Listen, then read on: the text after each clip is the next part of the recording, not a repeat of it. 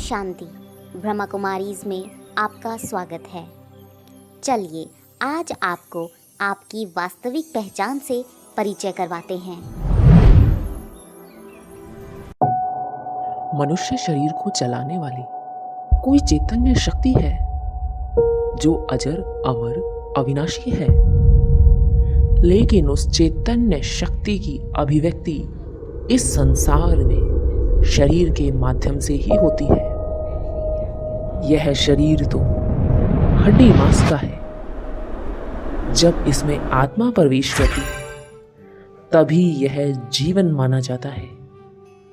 इसीलिए हम दो शब्दों का प्रयोग करते हैं, मैं और मेरा। मेरा हाथ, मेरा सर, मेरा पैर। लेकिन ये मेरा कहने वाली मैं कौन हूं? मैं वो चैतन्य शक्ति आत्मा हूं। ये सब भी आत्माएं हैं। तो अनेक प्रकार के ऊंच नीच, काले गोरे, ऐसे सब प्रकार के भाव समाप्त हो जाते हैं। मेरी दृष्टि में परिवर्तन आ जाता है कि ये सब आत्माएं हैं। आत्मा का निवास स्थान हाइपोथैलेमस और पिट्यूटरी ग्लैंड के बीच में है, यानी भ्रुकुटी के मध्य में। आत्मा सतोगुणी है। वो 7 गुण कौन से हैं जिसकी चाहना हर मनुष्य रखता है? ज्ञान, पवित्रता, सुख, शांति, आनंद, प्रेम और शक्ति।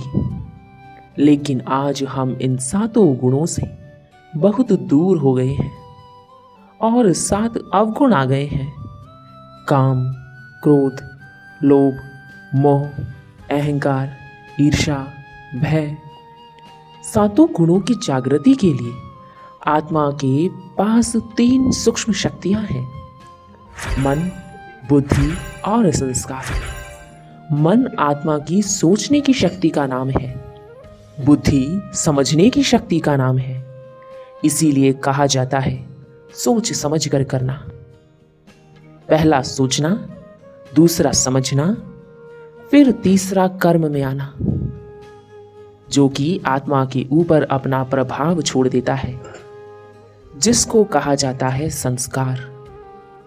आत्मा इस देह को चलाने वाली शक्ति का नाम है। यह शरीर तो मिट्टी का पुतला है, 5 तत्वों से बना है और एक दिन 5 तत्वों में विलीन हो जाना है। आत्मा अति सूक्ष्म दिव्य ज्योति बिंदु स्वरूप है।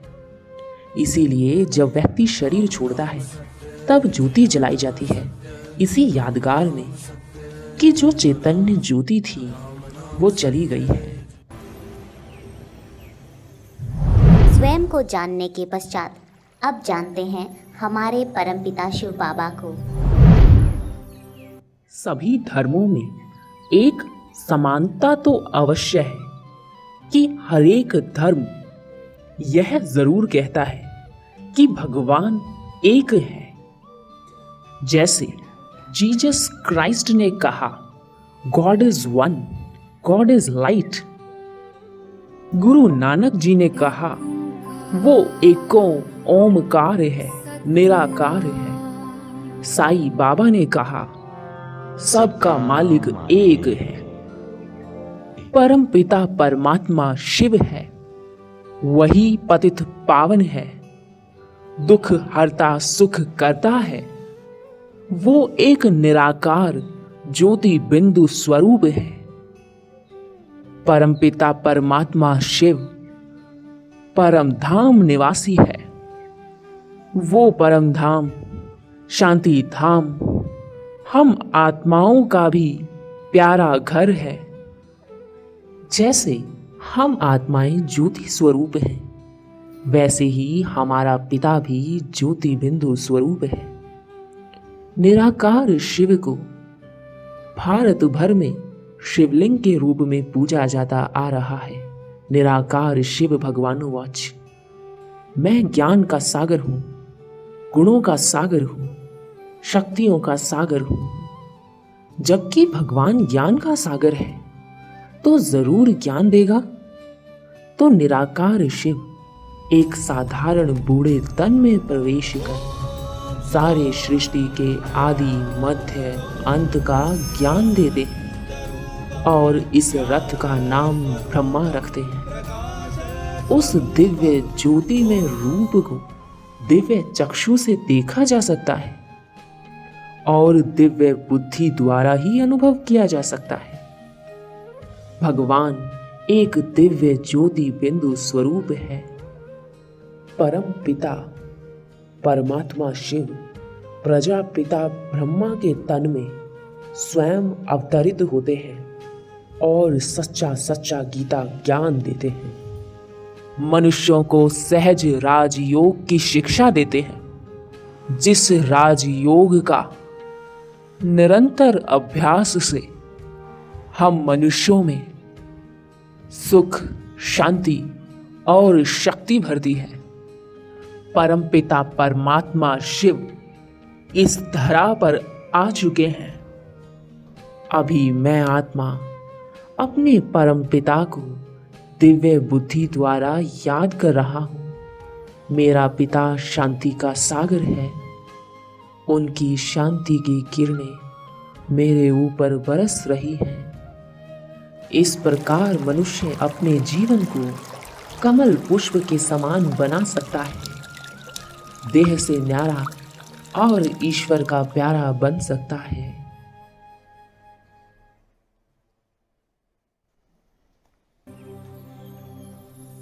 परिचय तो मिल गया, अब शिव बाबा से मिलन का अनुभव करते हैं। राजयोग के अभूतपूर्व अनुभव हेतु ब्रह्मा कुमारी आपका स्वागत करती हैं। यह खुद को जानने की और खुदा तक पहुंचने की यात्रा है। कितना सुंदर दृश्य है। प्यारी तितलियां, ठंडी ठंडी हवा के झोंके, वाह कितनी ताजगी है। मैं एक गहरी सांस ले रही हूँ। ताजगी और आराम का अनुभव हो रहा है। बेहद विशाल सागर को देख मेरा मन भी असीम और बेहद होता जा रहा है।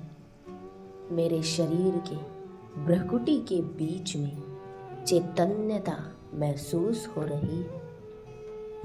मैं एक ज्योतिर्बिंदु आत्मा हूँ। चैतन्य शक्ति यही मैं हूँ। एक अविनाशी चैतन्य सितारा हूँ। इस बिंदु रूप में हल्कापन महसूस हो रहा है। मैं अब इन दृश्यों से पार जा रही हूँ। आसमान में ऊंचा उड़ते हुए, भौतिक दुनिया से भी पार, घने बादलों से गुजरते हुए मैं आत्मा विशाल अंतरिक्ष में आ पहुंची हूँ। मन और बुद्धि के बल से मैं समय की सीमा से पार जा रही हूँ। सूर्य, चांद, ग्रहों, नक्षत्रों से भी पार ऊपर जा रही हूँ। संपूर्ण तारामंडल से भी पार ऊपर जा रही हूँ। अब मैं प्रकाश की दुनिया में पहुँच गई हूँ। यहाँ सुनहरा लाल प्रकाश है। यह लाल प्रकाश अनंत में फैला है। यह शांति का लोक है। शांति धाम सर्वश्रेष्ठ धाम, परम धाम है। मुझ आत्मा को परम शांति का अनुभव हो रहा है। मुझे अपने शांत स्वरूप का एहसास हो रहा है। मैं निश्चिंत हूँ क्योंकि यही मेरा रूहानी घर है। मैं यहाँ का निवासी हूँ। मैं यहाँ स्वतंत्र हूँ। मेरे जैसे अनेक आत्म सितारे हैं, चारों ओर जगमगा रहे हैं। मैं एक अनोखा तेजस्वी दिव्य प्रकाश को देख रही हूँ।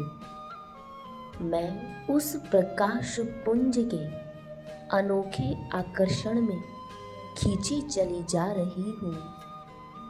मैं इस ज्योति के करीब, बहुत करीब पहुँच गई हूँ। ओहो, यह तो स्वयं ईश्वर है।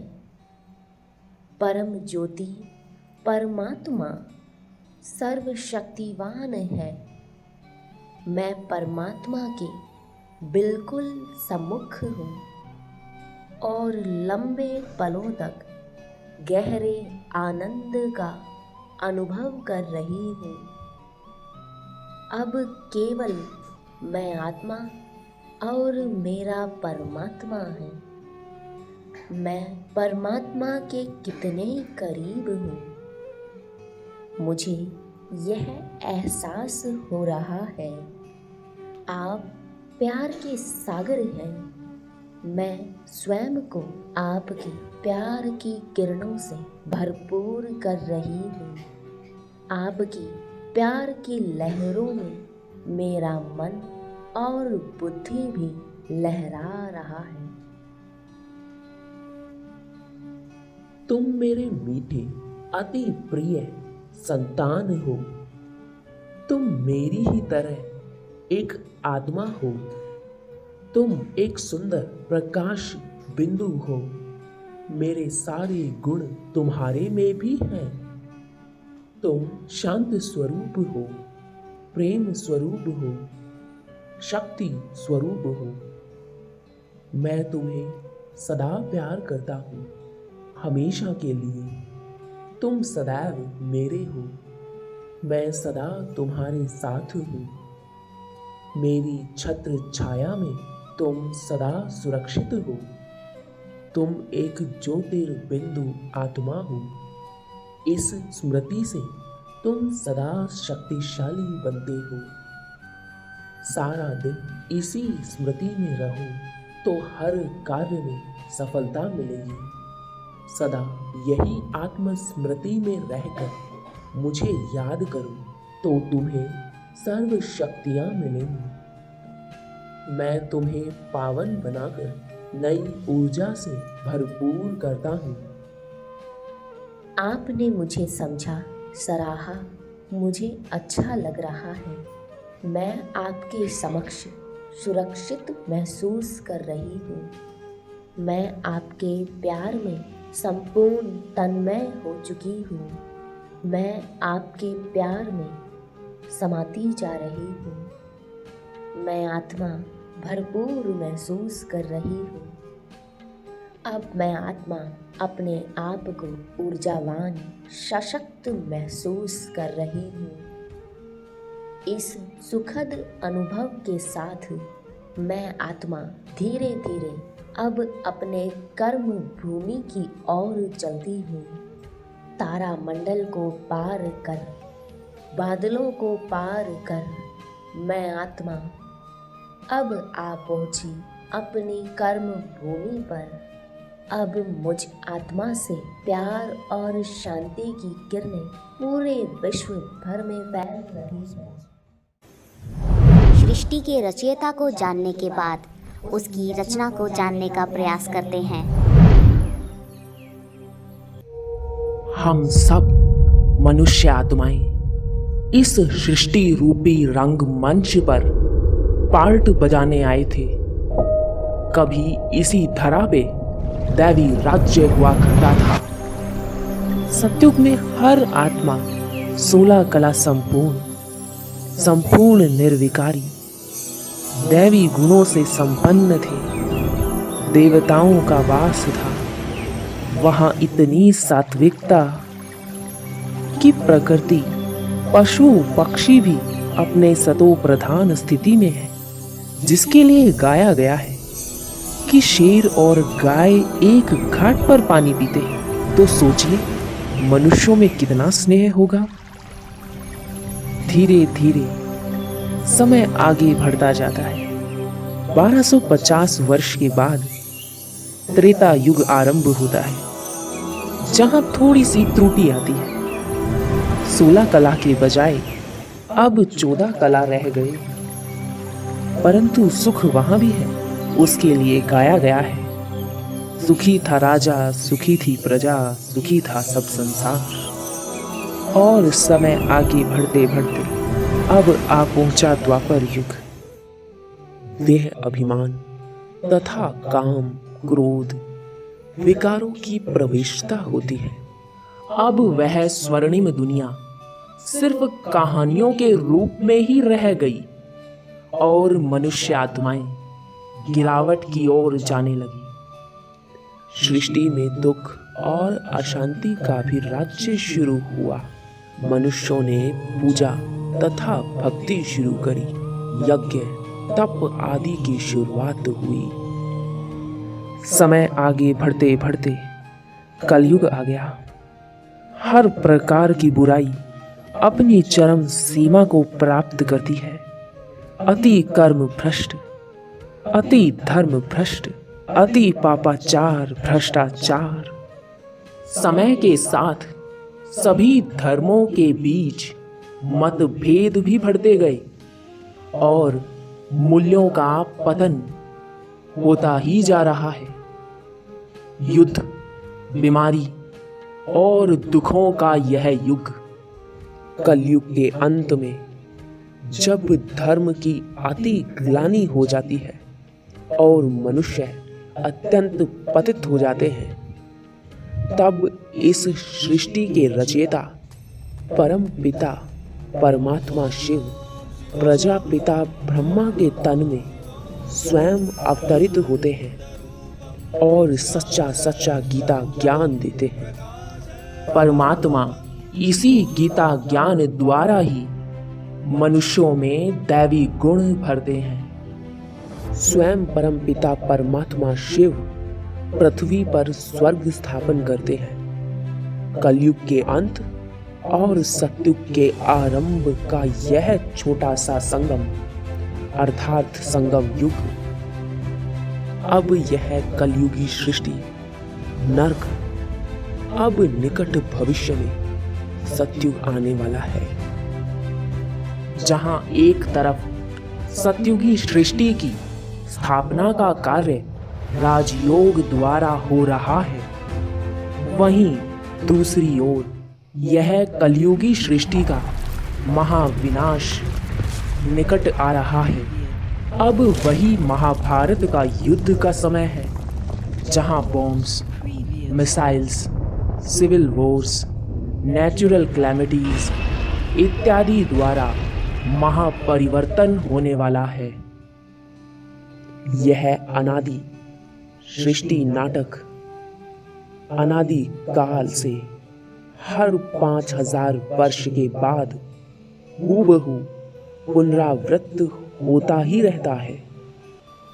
जैसे एक वृक्ष की अनेक टाल टाहलियां होती हैं, वैसे ही यह एक मनुष्य सृष्टि रूपी वृक्ष है, जिसे कल्प वृक्ष कहा जाता है। मनुष्य सृष्टि रूपी वृक्ष के अविनाशी और चैतन्य बीज स्वरूप परमपिता शिव हैं। वृक्ष की जड़ों में बैठे श्वेत वस्त्रधारी प्रजापिता ब्रह्मा, जगदम्बा सरस्वती तथा ब्राह्मण सहज राज योग की स्थिति में है।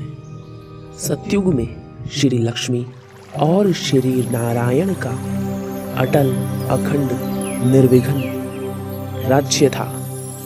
प्रसिद्ध है कि उस समय दूध और घी की नदियां बहती थीं। सभी सदा स्वस्थ सदा सुखी थे।